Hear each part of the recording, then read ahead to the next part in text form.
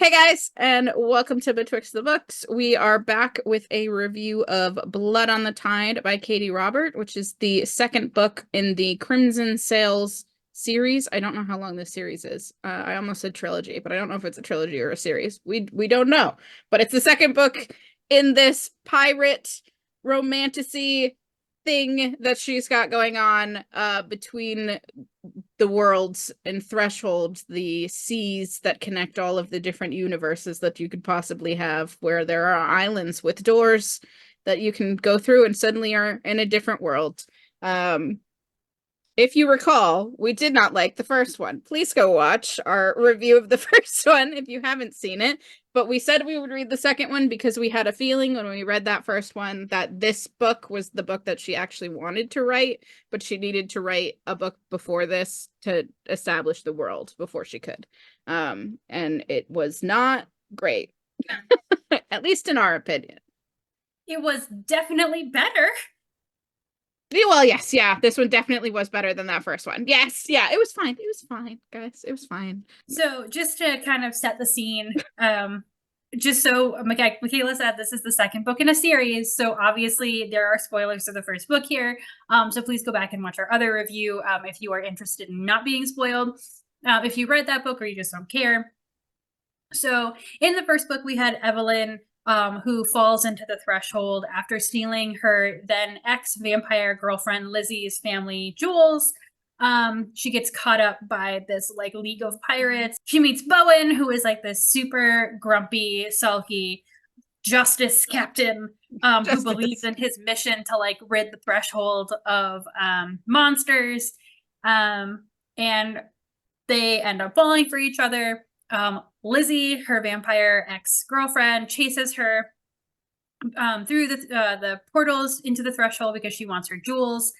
So there's like a whole thing with that, while also Evelyn and Bowen are realizing that the group that Bowen belongs to are actually rather nefarious and are controlling the threshold through evil means. And so For they decide power. they join the rebellion, and they lose Lizzie's jewels at a certain point. So Lizzie decides to join up with them for a while to get her jewels back so that she can go home and her mother won't murder her.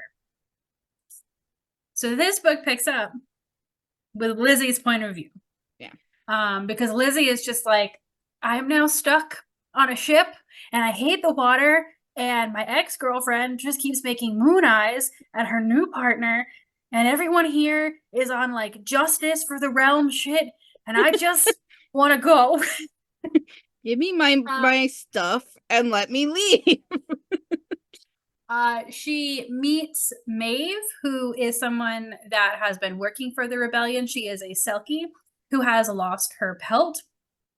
And Knox, the captain of the ship that they're all on at the time, he's a big to-do in the rebellion. He's like, listen, like I can't like take this ship off course to get your jewels or to get your pelt. So you two should team up and have a side quest heist. And that's this book. Yeah. Yeah, that's the book. Side quest heist. Side quest heist. Listen, I'm not mad about it. I like a good heist book. I'm not mad about it. Like, it was fine. Is that your entire overall opinion? Yes, my overall opinion. It was fine. It was a romantasy book. 3 stars.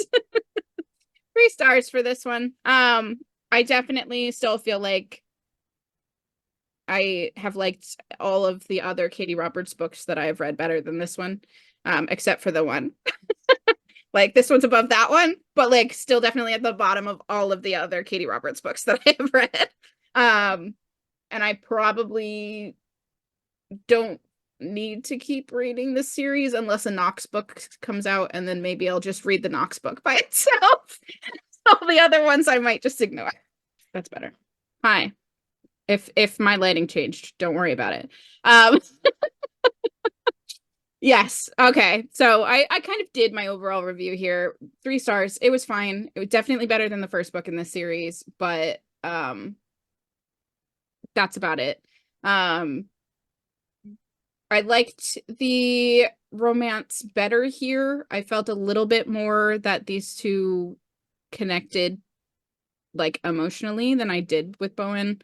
And Evelyn, like they definitely seemed like they were just like hot for each other, and then I was being told that they loved each other, and I was like, oh, okay, sure, if you say so. There was definitely more teamwork happening here, I guess. I don't know what the right word is for this.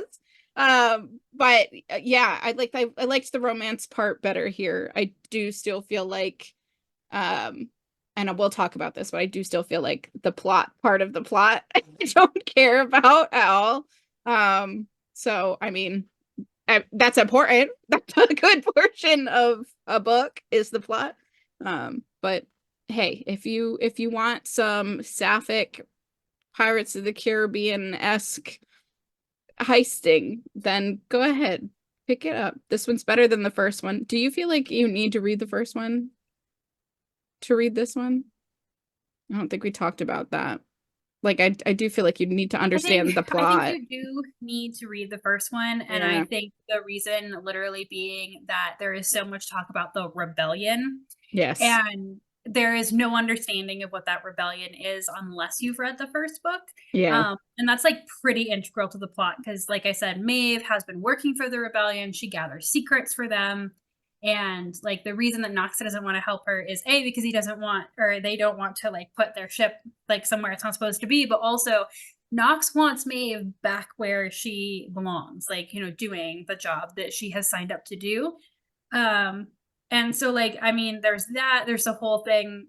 I think, and we'll talk about this, but it's just like it's a side quest heist. Yeah. That was I just made that up, but it's like a really good way to describe this book because Yeah. like I read the first book, so I understand all of that, but at the same time, I'm just like, this this specific plot really has nothing to do with it. Yeah. And so it's like really hard to care Yeah. a little bit. And so and we'll talk more about that as well. But I was definitely better than the first book. I agree with that, but I also agree that it's about 3 stars. Like I read it in one sitting, it was fine. I appreciated more of the relationship growth in this one, which is always what we're looking for as huge fans of Katie's Yeah. books.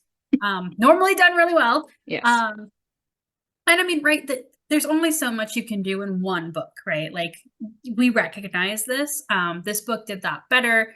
And I also just felt like there was more reason for them to be in love as well, rather than, like Michaela said, Evelyn and Bowen, who were just had a lot of lust that was somehow also true love. And I was like, no, I don't believe you.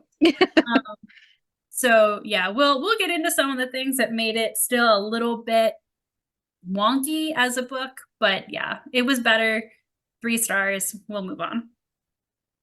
Yeah. One of the things that you might find interesting if you were listening to that description, if you didn't read the first one, was that Lizzie is definitely one of the main, if not the main antagonist of the first book. And if you didn't know, again, this series is kind of like tangentially related to her Bloodline Vampire series, which is one that I have read. And Lizzie is a sibling to one of the characters in that series. But every single time that you have encountered Lizzie before this book, she is basically Queen Ice Bitch level of one, crazy, but two, doesn't really care about any sort of ties in her life. Like it will burn any bridge. Like the last book literally starts off with her breaking up with somebody who maybe she wasn't in love with, but like didn't have anything particularly wrong going on in that relationship just because of whims and seemed kind of ambivalent whether or not that character died. Like if Evelyn could have died in the situation that she was in if she hadn't fallen into Threshold. Yeah. And she didn't seem to really care either way, but then was also kind of super pissed about her leaving like she did. So I don't know. Her characterization before this was like, this is scary, super powered vampire lady. And she's definitely not like the warmest character that you would ever have, but we we do come to you just give her the most sweetest cinnamon bun character that ever existed, and who shows her like a modicum of care in any capacity, and she's like, "Oh, I love you forever." And that's the characterization that we get. So you had brought it up. My favorite Dark Olympus book of Katie's is Eros and Psyche's book. And Eros definitely also sort of has this thing of like everybody talks about Eros like he is a spooky, scary monster man. And then you read his book and he's just a cinnamon bun who loves his lady. Um, there's sort of a little bit of that here too. And it does feel a little bit disjointed of like, she's Queen Ice Bitch who will light her brother on fire just because he mildly inconvenienced her, which could totally kill him.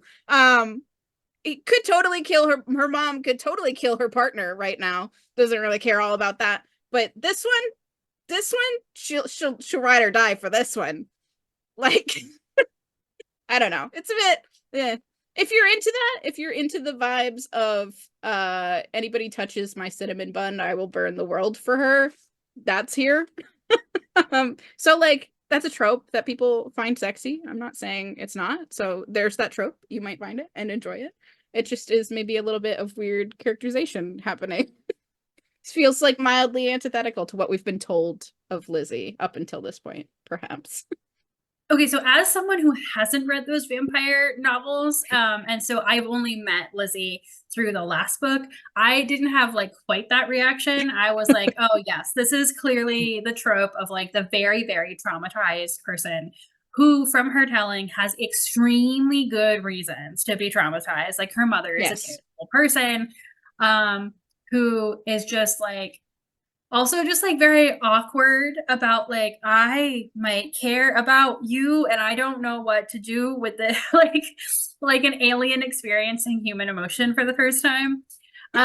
So I mean, yeah, it's absolutely like, you know, it is as Michaela has described, but I was like, oh yeah, like that's the trope that's being played out here.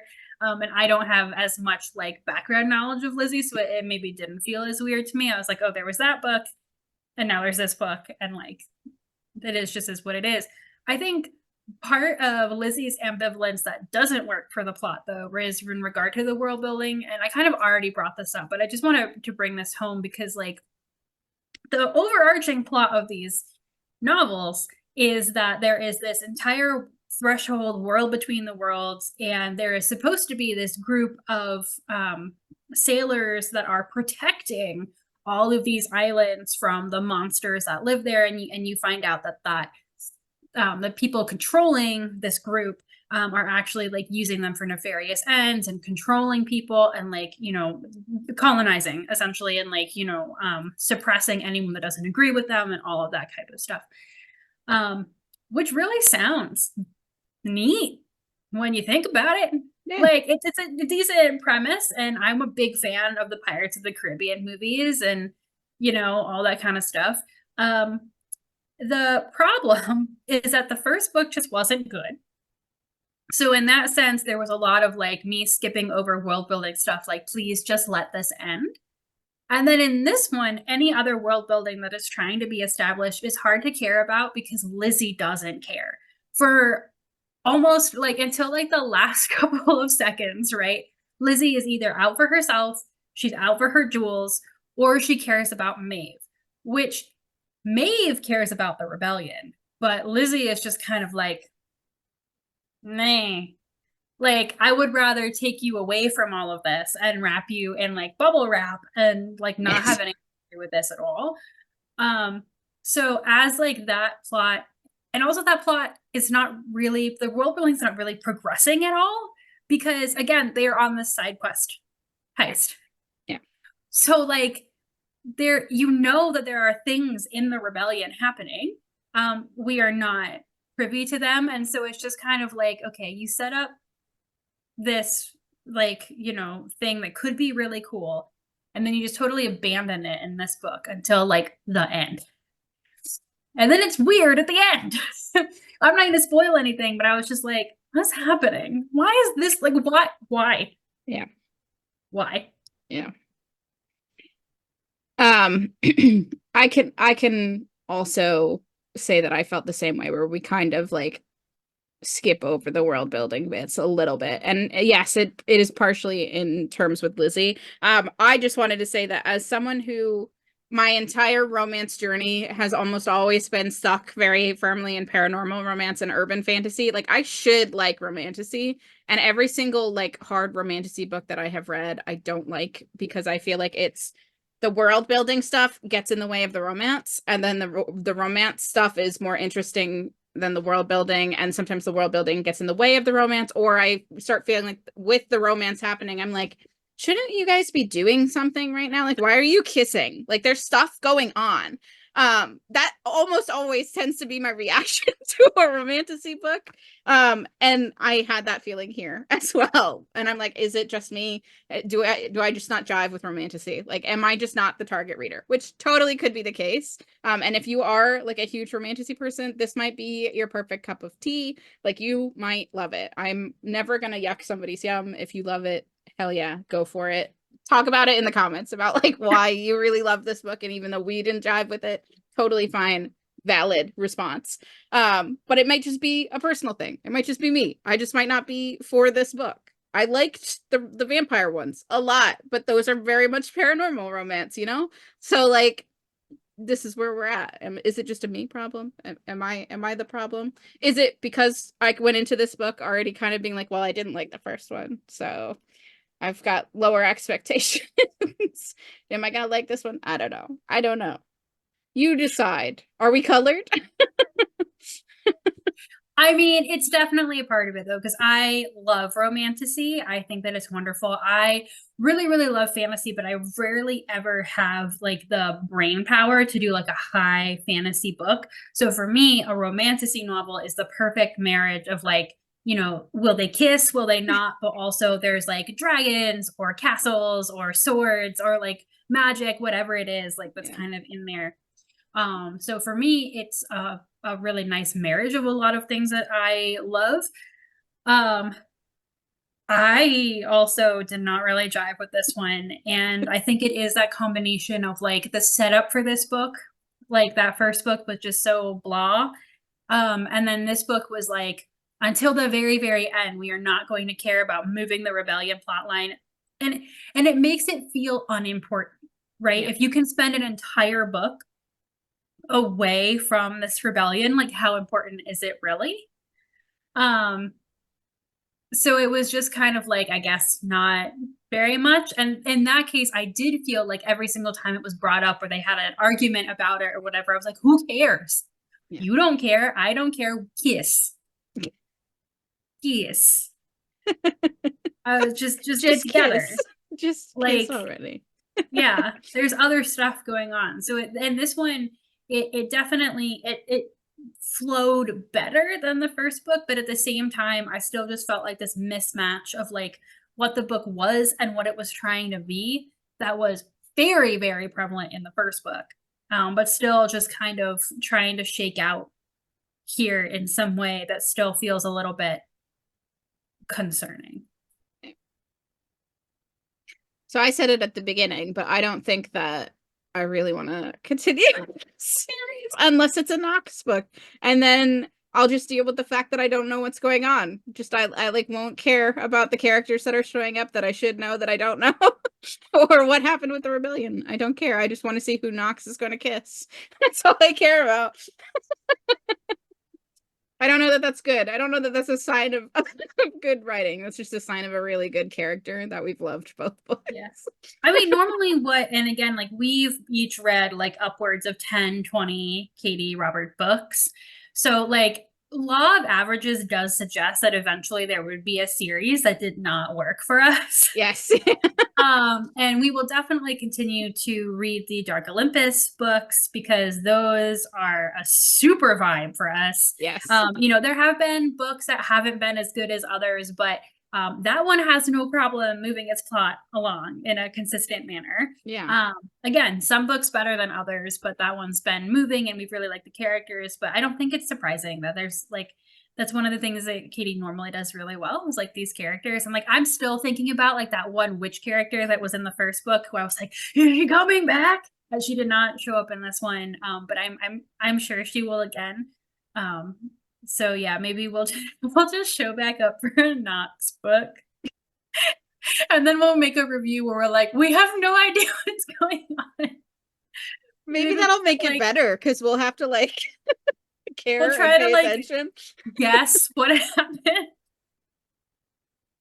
That might be an interesting review of reading a book in the middle of a series with no context. Trying to guess.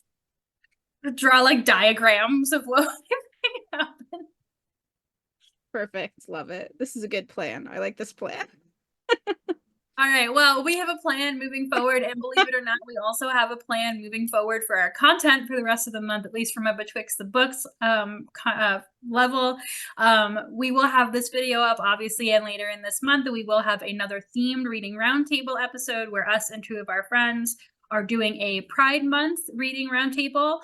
We realize that Pride Month is not until June. However, we want to get into this so that you have recommendations going into the month, rather than showing up at the end, when you could still read them. But that's not how our Halloween episode works, so we're changing it up.